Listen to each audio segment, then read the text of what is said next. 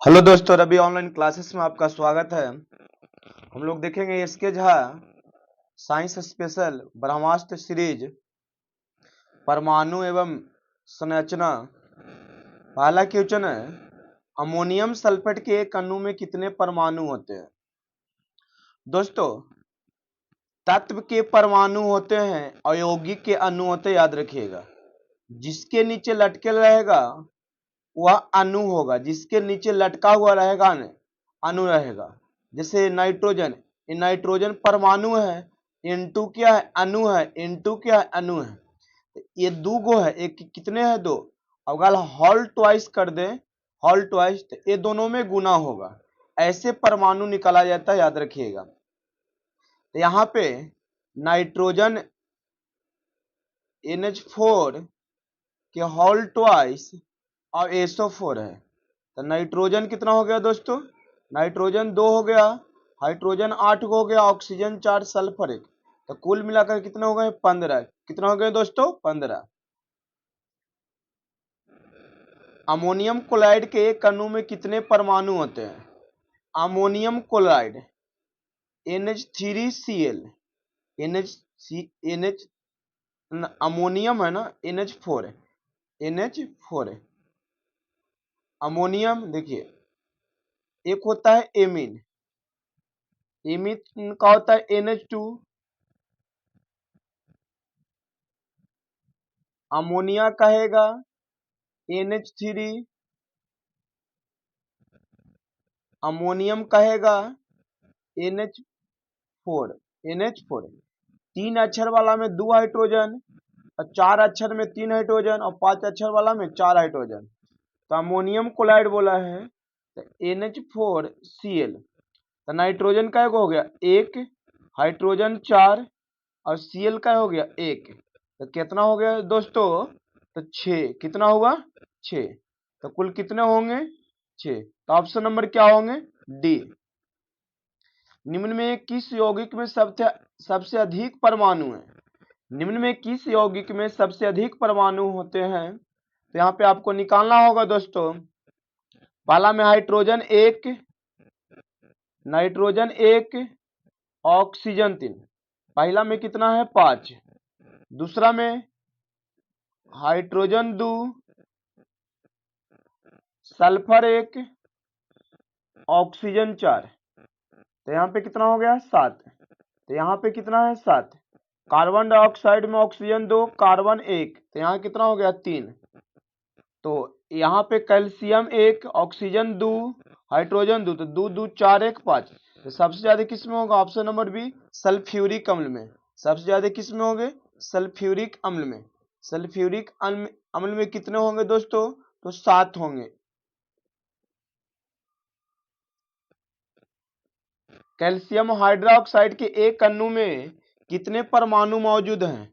तो calcium hydroxide के अणु में उपस्थित परमाणु हैं कैल्शियम, कैल्शियम 1 है, ऑक्सीजन हॉल ट्वाइस लगा हुआ है तो 2 है, H का है 2 है, तो कितना होगा?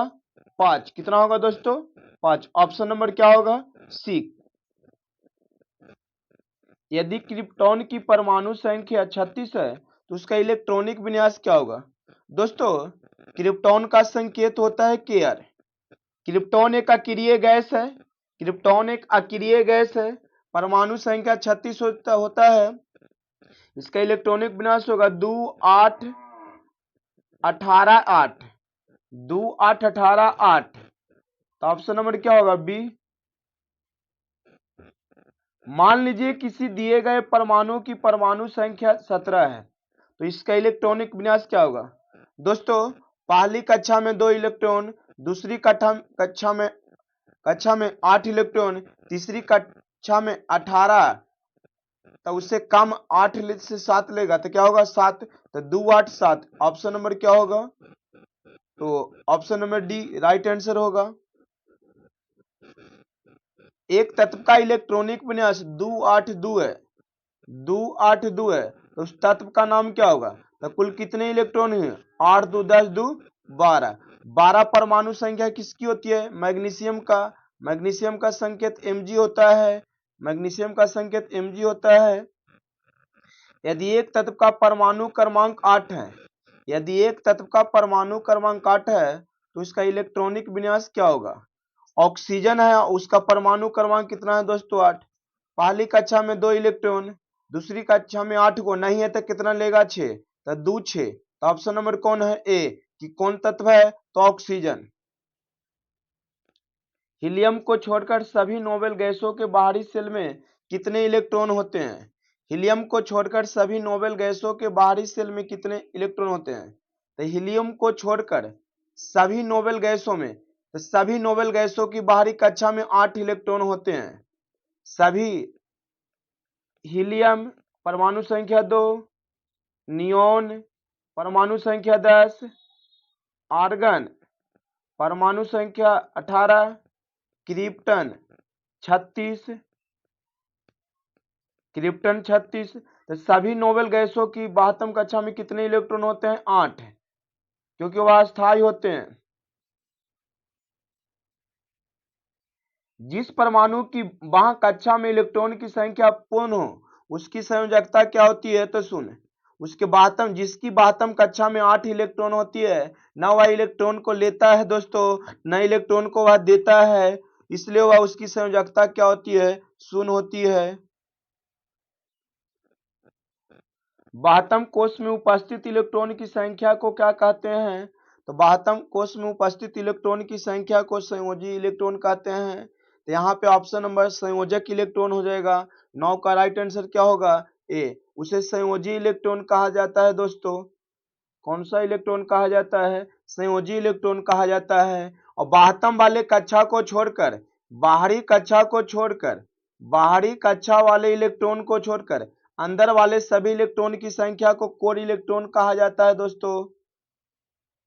किन तत्वों के बाह्यतम कोश में 7 संयोजी इलेक्ट्रॉन होते हैं? तो हैलोजन वर्ग 17 के या 7 के ए तत्वों के बाहरी कक्षा में 7 इलेक्ट्रॉन होते हैं दोस्तों। हैलोजन के बाह्यतम कोश में 7, वर्ग 17 को हैलोजन परिवार के नाम से जाने जाते हैं, जिसमें क्लोरीन, ब्रोमीन, फ्लोरीन और आयोडीन आते हैं दोस्तों, और स्टैटिन भी होते हैं। ओजोन के एक अणु में कितने परमाणु होते हैं? तो ओजोन के सूत्र होता है O3। तो ओजोन के एक अणु में ऑक्सीजन के 3 परमाणु होते हैं दोस्तों। तो ऑप्शन नंबर क्या हो गए? बी। ओजोन क्या है? ऑक्सीकारक अपकारक दोनों। तो 12 के राइट आंसर होगा ऑक्सीकारक। ऑक्सीकारक वे पदार्थ होते हैं जो किसी अन्य पदार्थ को ऑक्सीकृत कर सकते हैं। ओजोन का उपयोग किसके लिए किया जाता है? तो कार्बनिक यौगिक को ऑक्सीकृत करने के लिए, बी ब्लीचिंग पाउडर में, जल के शुद्धिकरण में, सभी में। तो option number D right answer होगा। ओजोन में ऑक्सीजन की ऑक्सीकरण संख्या कितनी होगी? ओजोन में ऑक्सीजन की ऑक्सीकरण संख्या कितनी होगी? तो ओजोन में ऑक्सीजन की ऑक्सीकरण संख्या 0 होगी। ओजोन में ऑक्सीजन परमाणु की ऑक्सीकरण संख्या 0 होगी, क्योंकि इस पे कोई O3 पे कोई आवेश नहीं है। आवेश रहता तो ऑक्सीकरण संख्या होता। निम्न में से कौन सा तत्व कार्बन के समान श्रृंखलन गुण प्रदर्शित करता है? तो सिलिकॉन। कौन करता है दोस्तों? सिलिकॉन। सिलिकॉन तत्व कार्बन के समान श्रृंखला गुण प्रदर्शित करता है। सिलिकॉन की परमाणु संख्या 14 होती है। यह कार्बन वर्ग का ही तत्व है।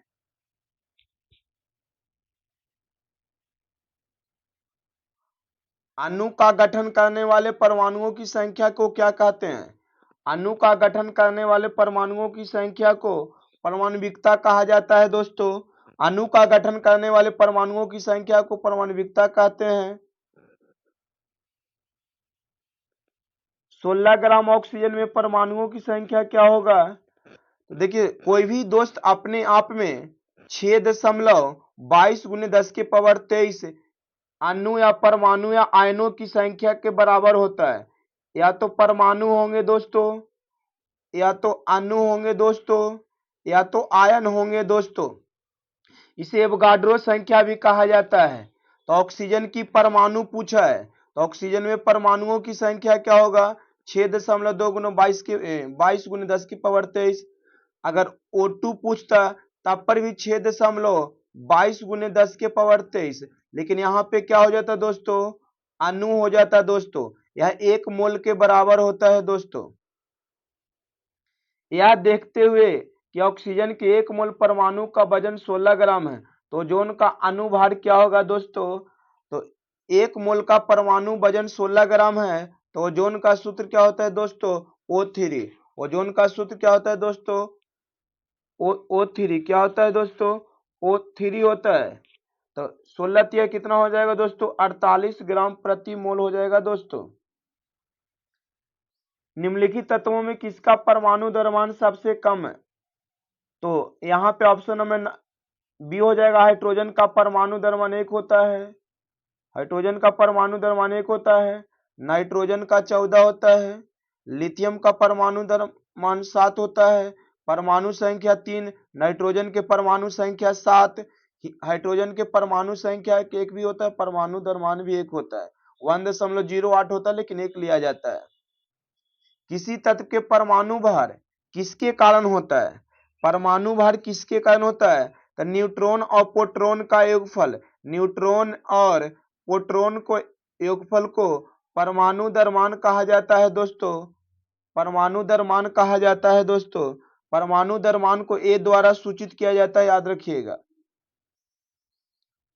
क्वेश्चन नंबर 20 देखिएगा, यदि एक तत्व के एक परमाणु के नाभिक में 11 प्रोटॉन और 12 न्यूट्रॉन है, तो तत्व की द्रव्यमान संख्या क्या होगा, तो द्रव्यमान संख्या ए बराबर फॉर्मूला होता है दोस्तों प्रोटॉन प्लस न्यूट्रॉन, तो पी कितना है 11 प्लस 12 कितना होगा दोस्तों 23। परमाणु द्रव्यमान कितना होगा 23, ऑप्शन नंबर डी। अब परमाणु द्रव्यमान 23 किसका होता है दोस्तों, तो सोडियम का, परमाणु द्रव्यमान 23 किसका होता है, तो सोडियम का दोस्तों। डॉट डॉट की रासायनिक विशेषताएं एक समान होती है, निम्नलिखित में कौन सा किसी तत्व के समस्थानिकों का गुण है दोस्तों, तो 21 के ऑप्शन नंबर बी होगा, उनके परमाणु क्रमांक समान होते हैं। समस्थानिक में परमाणु क्रमांक समान होते हैं लेकिन परमाणु द्रव्यमान भिन्न भिन्न होते हैं दोस्तों।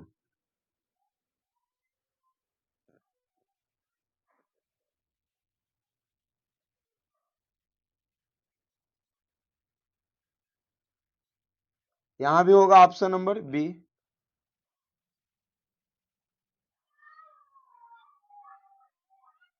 निम्नलिखित में कौन सा एक आयनिक यौगिक का गुण नहीं है, आयनिक यौगिक का गुण नहीं है दोस्तों, तो पानी में घुलनशील और पेट्रोल और अघुलनशील होता है, कम गलनांक करके क्वथनांक ये नहीं होता है दोस्तों, ऑप्शन नंबर क्या होगा बी।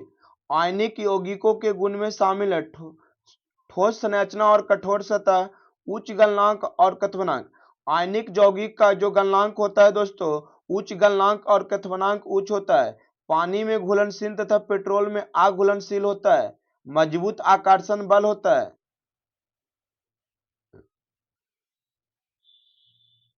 निम्न में कौन कार्बनिक यौगिक के गुण नहीं है दोस्तों, कार्बनिक यौगिक के गुण में कहा जाए तो इसके घोल विद्युत के कुचालक होते हैं, इसके घोल विद्युत के कुचालक होते हैं, ये प्राय जल में अघुलनशील होते हैं। कार्बनिक यौगिक जो होते हैं जैसे मेथन हो गया, यह जल में अघुलनशील होते हैं, इसके द्रव्यमानक एवं क्वथनांक अधिक होते हैं ना, इसके द्रव्यमानक और क्वथनांक दोस्तों निम्न होते हैं।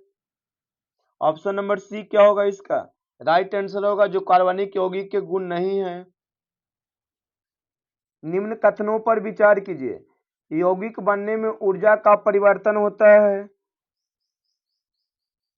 हाँ दोस्तों, यौगिक बनने में ऊर्जा का परिवर्तन होता है।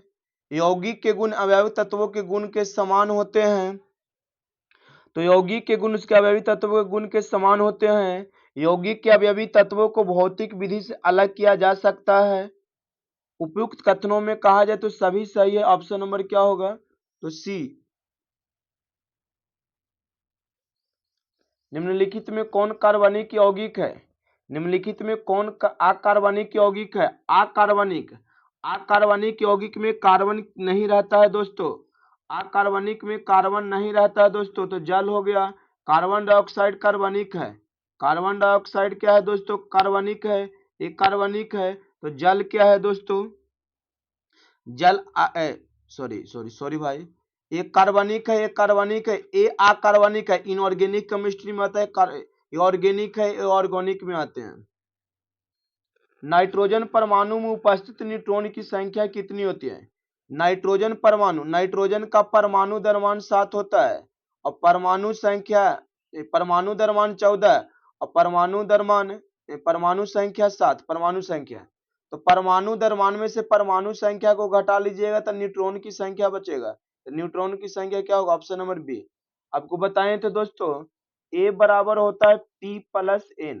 पी क्या है दोस्तों, प्रोटॉन, एन क्या है न्यूट्रॉन, ए है परमाणु द्रव्यमान। तो 14 प्लस परमाणु प्लस ए, तो कितना होगा यहाँ से 7, न्यूट्रॉन क्या होगा 7।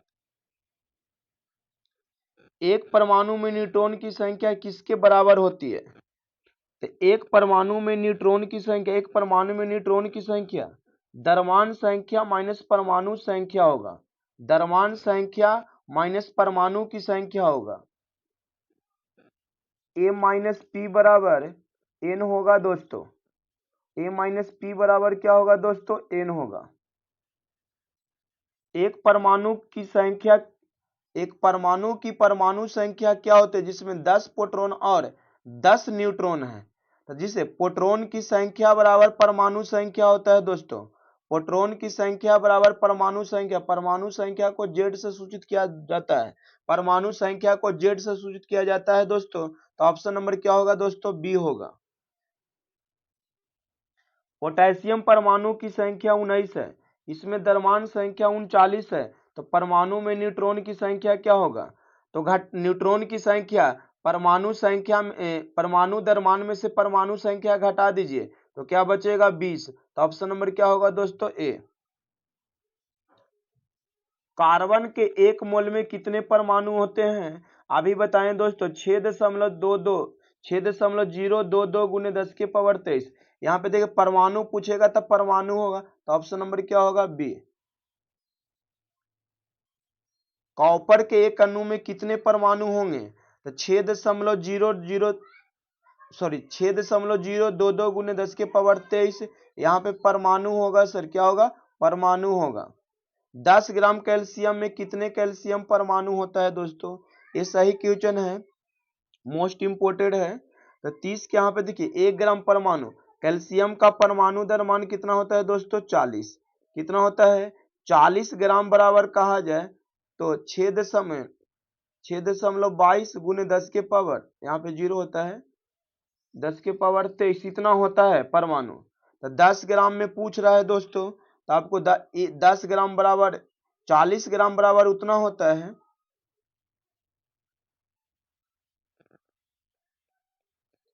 कहा जाए तो 40 ग्राम बराबर 0 इतना परमाणु। तो 1 ग्राम बराबर 6.022 गुने 10 के पावर 23 बटा 40।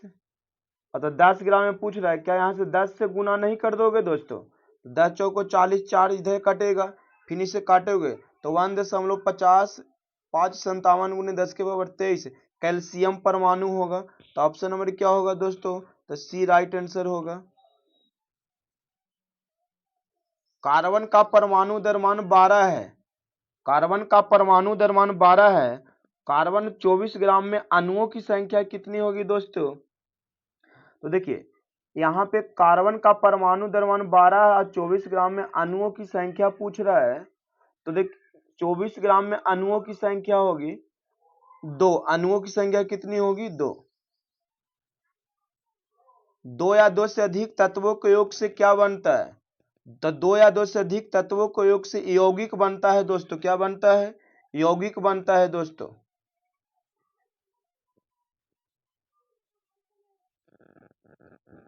एक ही तत्व या विभिन्न तत्वों के परमाणु मिलकर आपस में क्या बनाते हैं, एक ही तत्व या विभिन्न तत्वों के परमाणु मिलकर आपस में क्या बनाते हैं दोस्तों, तो अणु। परमाणुओं को मिलने से अणु का निर्माण होता है दोस्तों, जैसे हाइड्रोजन प्लस हाइड्रोजन मिल जाएगा तो H2, तो यह परमाणु है दोस्तों, और एक क्या है दोस्तों, अणु है। एक क्या है दोस्तों, अणु है। उसी प्रकार ऑक्सीजन प्लस ऑक्सीजन मिल जाएगा तो क्या बन जाएगा, O2। तो O2 क्या है, अणु है। अकेले जो आएगा परमाणु रहेगा, और लटकल रहेगा या सटल किसी के साथ रहेगा तो वह अणु होगा सर। यूरिया में नाइट्रोजन की प्रतिशत क्या होगा, तो यूरिया में नाइट्रोजन की प्रतिशत याद रखिएगा 46.6% होता है दोस्तों। किसी तत्व की संयोजक शक्ति या क्षमता क्या कहलाती है, तो संयोजकता कहलाती है दोस्तों। किसी तरल की समान मात्रा के लिए निम्नलिखित में किस प्रक्रिया की गति सबसे धीमी होती है दोस्तों।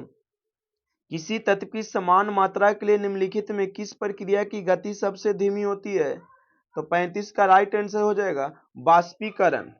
बाष्पीकरण बाष्पीकरण तरल की समान मात्रा के लिए सबसे धीरे होता है।